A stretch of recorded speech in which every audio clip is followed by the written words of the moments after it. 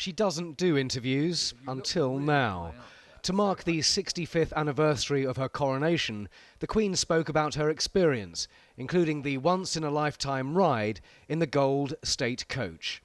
Horrible. It's not meant for travelling in at all.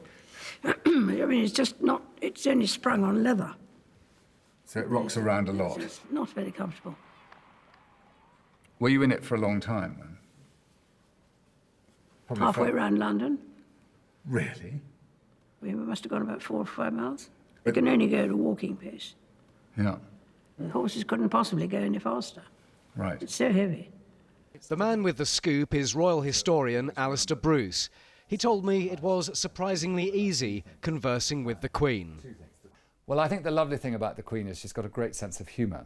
And I think when you watch the clips, you get a sense that she was quite enjoying responding at times with perfect comedic timing to some of the comments that I made. And Alistair had a revelation for Her Majesty. Proof that some of the crown jewels were hidden at Windsor Castle in a biscuit tin during the war. The Queen was amazed to hear about this. She pointed out that, of course, she'd been at Windsor with Princess Margaret, but they were only children then, as she points out. And, you know, they weren't told anything because, after all, it was a secret. I think the Queen, again, with a certain amount of humour, says, you know, well, I do hope somebody was told. And I did point out to the Queen, I think the King knew where they were. The Queen has worn the imperial state crown at most state openings of Parliament. And it's true, heavy is the head that wears the crown. You can't look down to read the speech. You have to take the speech up. Because if you did, your neck would break, or it'd fall off.